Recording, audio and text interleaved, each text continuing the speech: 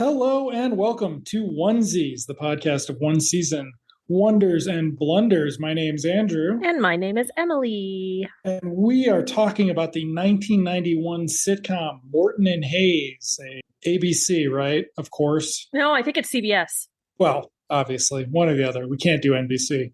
A summer burn-off sitcom that did not get picked up. Created by Rob Reiner and Phil Mishkin, and looks like written and often directed by Reiner's Spinal Tap friends, Christopher Guest and Michael McKean, one of whom guest stars on this episode. Yeah. And what are your three things? So my three things, gosh, I have just general things because I really liked this episode. So I'm going to talk about like the gimmicks with the props a little bit because I loved, there were a couple different ones. Disney Princess and He Who Shall Not Be Named. Okay. I think that's three things, right? That is three things. Yeah, Disney Princess. I can't remember the correct verbiage, but yodel costumes. Okay, yep. Little man with the big thing. Oh. And chick. Okay. So once again, the episode opens with Rob Reiner introducing things for us, and he tells us that they combined Mummy and and Dracula into a movie. What was it? It was a combination of Mummy, but mostly Dracula. I think it's mostly Dracula. I think is how we phrased it. Which was interesting. Yes. Did we mention what the name of this episode was? Oh, the Bride of Mummula. The Bride of Mummula. We'll have to talk about at the end because Rob Reiner's universe building is rather interesting. So the episode starts with Steve the Hunchback. Steve. A lot of Hunchback jokes. Yeah. Like it's like more Hunchback jokes than Young Frankenstein in a lot less time. Yeah. But yes, so the Hunchback has to go to town and get a couple brains, just an average brain, actually. But if you can't find an average brain, get a couple below average brains. 2 below average brains will add up to 1. We do not see the mad scientist at this point. No. But we immediately cut to our heroes after the mention of the 2 below average brains. And I think in this particular scene, Kevin Pollak is a powerhouse. He's got this strut going on, very, very like acting very big, right? In a sort of hilarious way. I just wanted to like edit that scene with a ZZ Top song over top of it, right? Like just the way he's walking is so funny. And they are approaching a small village, complaining about walking all the way from Romania, even though they might be in Romania. They're in some vague Eastern European country. Yes. So while the first episode was a really general period mystery homage, this one is a very specific homage to the old Universal horror movies. Like the village set is awesome, looks spot on. The castle set will be awesome. Because we don't actually see very much of it in the introduction scene. And this is also where the Lederhosen comes in, as they are dressed like to, what do those guys do? I don't even remember. They're Bavarian. What do they do? Come on. I don't know. They're wearing Lederhosen. They wear little shorts and hats, and I don't know. It's very funny. It's a decent sight gag to have them dressed up. Like, it just works. Yeah, it just works. And again, Kevin Pollak is just acing it, man. I don't know. There's something about him. Keep an eye out for him. He's gonna be somebody someday. Yeah. So they go to the inn, and the innkeeper opens up the bottom of a split door and tells them to bugger off. Nobody's gonna let them in this village. So did you notice that door was like a German expressionist door? It was like bigger at the top and got narrower as it went down. It was very weird. I don't know if that was a perspective thing and they just didn't shoot it right, or if it was on purpose, kind of wonky. I think we're seeing while it looks like an old Universal horror set, it might also have some shades of 20s expressionism in some of it. Because it's not super, like, the castle's super specific to some Frankenstein stuff, but they don't actually get bogged down in it. It's a nice way of doing homage in this one. But then they have their first comedy set piece where they're futzing around with a well, and it is nonsense but funny. So they're gonna splash some water on their face and figure out where they're gonna sleep. Hayes, I don't know, the heavy one, struggles getting the bucket to go down and then falls headfirst into the bucket, and then they have to try to pull him out. Chick calls over Steve the hunchback to help him pull out, and then the bucket's on his head, and this is my first point about like gimmick props. He's got a big 2x4 that he's going to try to Chick is going to try to get the bucket off of his friend's head by hitting him with this 2x4, because that's how buckets come off of heads. But you see it, and I particularly love the gimmick when he's like pulling it back. You can see that it's like rubber or foam or something. It's moving before he even hits him with it, and then it has a nice curve to it when he gets hit in the head with it. I thought that was really funny. And we have another thing very similar to that in a later scene. I just love those gimmick props, man. Those are so funny. It's like professional wrestling and old slapstick all into one. It's great. So, but the hunchback has already decided that they have 2 below average brains he can use. And so he offers them lodgings at the local castle. Very nice. Very nice castle. So we get to the castle, and this is where we see it's got Frankenstein stairs. So the 1931 Frankenstein has a big wrapping staircase, and they approximate that enough that it's noticeable in this. Yeah. But then pretty quickly, this is where we get the cummerbund inside thing. They get their dinner clothes laid out for them for the second episode in the row.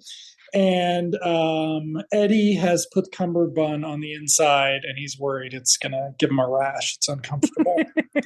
And Chick, who is played dumber in this one than he was in the last one, still knows the cummerbund goes on the outside. Yeah. But then they hear some lovely singing. Beautiful Disney princess singing. And they are drawn to a courtyard of sorts where guest star Penelope Ann Miller is singing with a bird. Again, it's a puppet of a bird, another puppet, another comedy gimmick. Makes me laugh really hard. But she's, doing all of these high notes and scales, and just like, it's like watching Cinderella or Snow White or Sleeping Beauty, just da-da-da-da. And then the bird copies her, and then she does more flowery, and the bird copies her, and then eventually the bird can't copy her anymore and like falls over dead. And I thought that was so silly and funny, and I loved it. Beat out the bird. But Penelope Ann Miller, perfect. She's so good in this. I remember her, but I forgot she had even existed until this episode. So I'm so glad she's so good in this. She had a very, very solid early 90s run. Yeah. By the time her career was in bad enough shape, she tried a sitcom. It did not go well. But yes, it's unfortunate. She had a lot of comedy range that we get to see in this, especially for like a period piece like this. It works out. One of her last big movies was The Shadow, which was also a period piece, and that actually worked out. So that actually worked out too. But both the boys are enamored with her. Absolutely. Except she is enamored with the doctor, whose name is Mummenschwanz or something. Mummenschwanz. Mummenschwanz. So like schwanz, like a penis, but Mummenschwanz.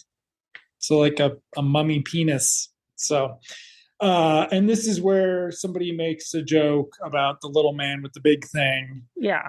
But they're actually talking about Steve the Hunchback. Yeah. So. And she introduces him as Steve. oh, his name's Steve. And they kind of like, oh, he doesn't look like a Steve. Which I thought was another brilliant moment between the two of them. Like, oh, huh, weird. But they're going to have dinner tonight with her, which is very exciting. Little do we know that dinner is served immediately because we are not wasting any time in this episode. Yeah. And so it's off to dinner where Eddie starts eating the pine cones because he thinks they're appetizers. And and she comes in and they try to pull out a chair for her, and this is them competing, and this is another one of those gimmick prop things where they're holding either end of the back of a chair and it rips apart. Again, a cheap little trick to make it break. And then they pull another chair out for her and she sits down. But yes, she is enamored by Dr. Mummenschwanz, and she explains how she got there. She was singing with a band. They ran out of money, so they went back to the US and she stayed. For some reason, she was just attracted to the place, so she had to stay. And we are introduced to our host, Dr. Mummenschwanz. Count Mumula. Who Eddie thinks is the waiter. Yeah. Played by Michael McKean in a very nice Michael McKean guest spot. Who's doing his best Vincent Price. Yeah. I mean, he's very clearly doing Vincent Price, which I found a little unsettling at first, but then I realized what it was and I was like, oh, yeah, that makes sense. Yeah. Once they get through this scene, I feel like there's sort of smooth sailing because they have a lot of information to sort of convey here, like starting with the brain measuring, which does not really come into play. Instead, Michael McKean wants to give the girl a necklace, and it's an ankh. It's an ankh. And so it's weird how in 1991 you're like, oh, isn't that a little cultural appropriation? He's a mummy. It's unclear why, though. He's a mummy vampire, too, based on the tea. But it's hilarious. It is hilarious. I don't know if that was... It'd be even funnier if they made Michael McKean put on the bandages. So they have dinner. The boys are enjoying their meal. He puts the necklace on Penelope Ann Miller, and she gets the brain scramblies immediately, but her eyes go cross. I mean, again, she plays it perfectly. Her eyes go cross. She kind of becomes slack-jawed, and nobody really seems to care immediately that she's kind of gone funny. No. So the Count does not join them because he has to go. He has other forms of nourishment, and so then we have a brief conversation about how the Count gives the boys the willies, but Penelope Ann Miller thinks he's fascinating because she's brainwashed. What I found interesting about this was why brainwash her? To this extent, like she was into Mumula. Yeah. I don't know if there's something deeper that's going to happen. Like she's going to sacrifice. Well, obviously she's going to sacrifice herself. And so maybe like when it comes to that point, she's not that brainwashed. Right. Okay. So then we cut to the bedtime. They have a 4-poster bed that Eddie thinks is a bunk bed. So he climbs on top of it and breaks it. Which leads to a great scene with Chick, who's brushing his teeth in the sink, and he hears the crash. He looks into the medicine cabinet that he had just opened, and there's somebody in it. Is it Steve? It's Steve. And he says, he thought it was a bunk bed. Directly to like it would be in a Marx Brothers movie. It would be like Groucho looking down camera and telling the audience what the joke is, right? But instead he's telling it to Steve, who's in the cabinet. All of a sudden he's terrified and he's dragged into the cabinet by Steve down a tunnel. But I thought that scene was hilarious. Kevin Pollak is whatever. He's perfect. He's wonderful. So And then Eddie goes looking for him. Eddie goes looking for him, and he finds the secret passage pretty quick, and then he starts calling out Chick. Yeah. Which seemed familiar to me.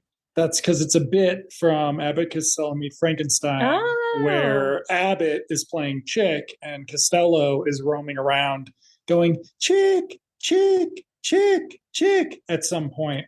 Gotcha. So very on the nose, and I don't know that you would ever be that on the nose with a reference these days because you could just look it up. Yeah.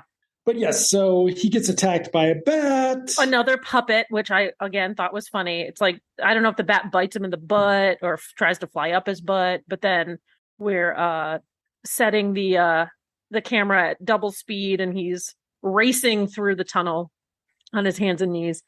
Very funny. And all I could think of was, oh my God, I can't do that now. Like, I could never crawl on my hands and knees like that now. Yikes. In a haunted mansion? Oh, you'd be toast. So he crashes through into an Egyptian tomb. It's actually Penelope Ann Miller's room, isn't it? How do they get to the Egyptian tomb? Because she hears a wolf howling or something in the distance. Oh, that's right. Yes. So I'm coming, master. And he follows her. There we go.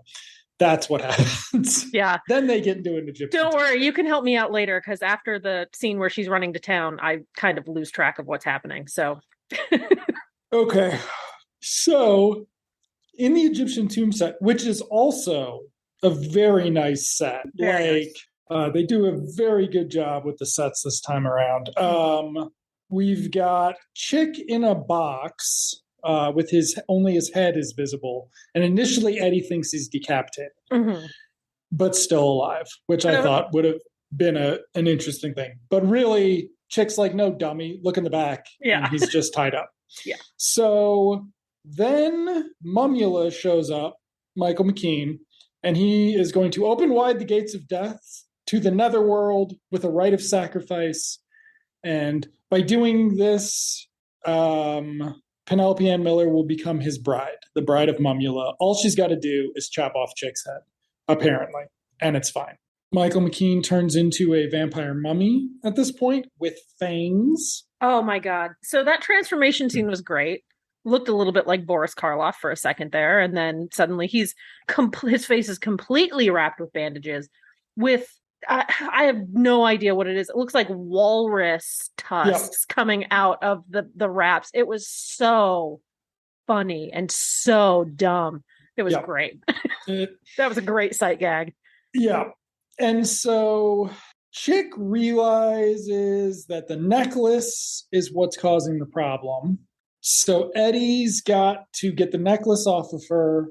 And once they do that, they tell Jody to run to the village. Jody is Penelope Ann Miller. They tell her to run to the village and get help. Another great visual gag of her running against a green screen and every 5 steps falling over. Yep. So funny.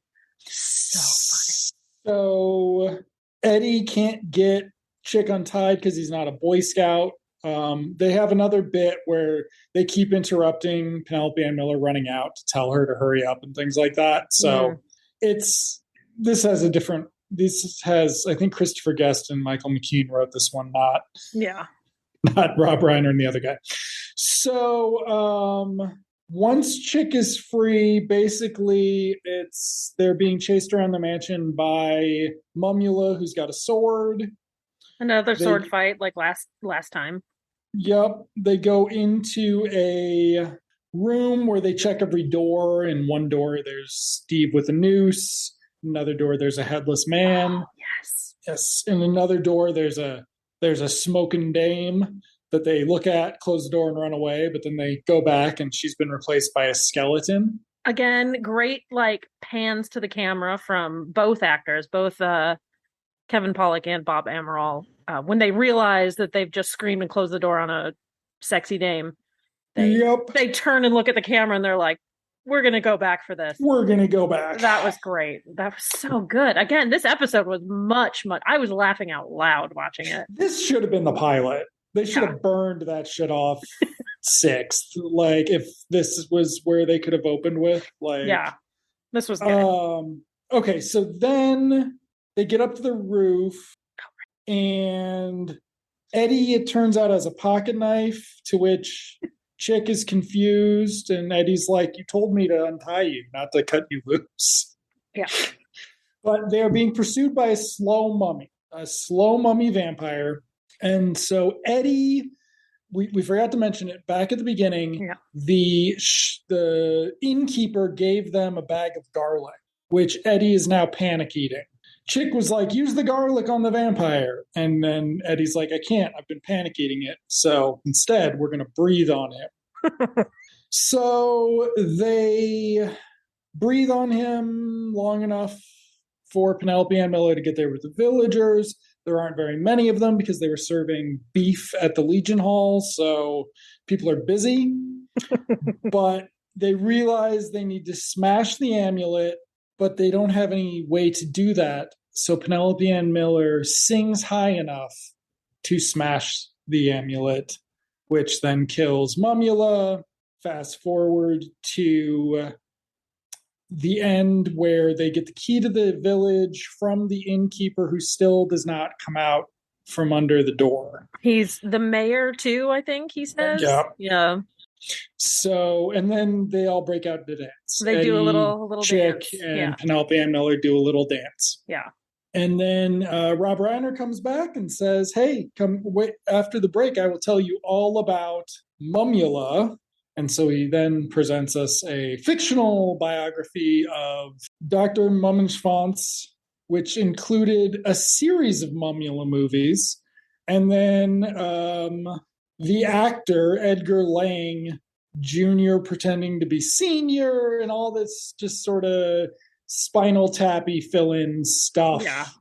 But what the questions, and then a cookbook called Yumula Mumula, which is pretty funny. But it raises this weird question of, in what universe did the villain in a comedy short get a series? A spinoff. Yeah. But this was not even the first one. This was The Bride of Mumula. Oh, yeah. And Mumula was first. So you're just like, so how did, why didn't Chick and Eddie recognize what's going on? There's no continuity, Rob Reiner. Fictional universe. Fictional universe. So we skipped over one of mine, which is that when when Eddie finds himself in Jodie's room and she's still entranced by the necklace, he's kind of frightened because something happened to Chick, and I don't know what happened to Chick, and da-da-da-da-da. And he goes into a very obvious impression of a comedian and actor and film director that you and I are familiar with, Woody Allen. That is very funny, but you didn't notice that when he's like, and there's this thing, and this thing did that, and this bat bit me in the butt, and I don't know what to do. When he was doing that, you didn't notice that? I don't do a very good Woody Allen impression. I mean, you're not married to your adoptive daughter, so that's sort of where you need to start. Actually, no, I didn't. You didn't catch that? Oh, I thought. I think I've blocked it, so okay. I don't have to. Well, so we don't have to talk about. I'll just edit it out. But that was my third thing, so somebody would have. I'm sure all of our thousands of fans would have. Are going to notice that it's missing. Yeah. No, that's weird that I didn't notice it. It is. It's so far out of your consciousness now. Well, I thought that was a freaking great episode. I really enjoyed it. Yeah. It's so much fun. Michael McKean, it had none of the of the first one, which is like always a problem with a pilot, but especially something that had another pilot, and so they did a second pilot, and then also like this seems to be where Christopher Guest and Michael McKean sort of started having creative input, significant creative input. It does not ever feel like a Naked Gun takeoff. It never feels like Airplane, right? Like, it feels like we're watching an old comedy short with a few exceptions. There are less anachronisms, though, too. There are less things that you are like, this wouldn't have flown back then. Yeah. But yeah, it does feel very much like, and I mean, they do a straight reference to Abbott Costello Meet Frankenstein. So, I mean, they're very direct about what they're doing. So, and it works out. Yeah. So, yeah, I'm very happy that this episode turned out well. I am too. It was really good. It's not looking forward to Meathead deadpanning for 6 episodes. So the next episode will be Society Saps. Okay. Christopher Guest is in it. Allison Janney is in it. Anybody else familiar to me? No, not to me. Society Saps. So the Chickanetti become waiters at a high society party and attempt to meet 2 rich and eligible debutantes. I'm assuming that Allison Janney is going to be one of them, but I don't see like a second female guest star of note that could be the other one. Maybe it's this Maria Parkinson. Anyway, that'll be interesting too. Sounds like a premise to a bit in a Marx Brothers movie. Yeah, that one does sound very much like a traditional Chico and Harpo wreak havoc at a dinner party. That sounds like something I would enjoy. So yes, excellent. Well, cool. I'm happy that this show has turned around. Me too. I did not feel like I needed to. I wasn't missing Desi Arnaz Jr.'s chest hairs during this one, though I know you still were. Absolutely. Okay, well, thank you for joining us, everybody. Bye. Bye.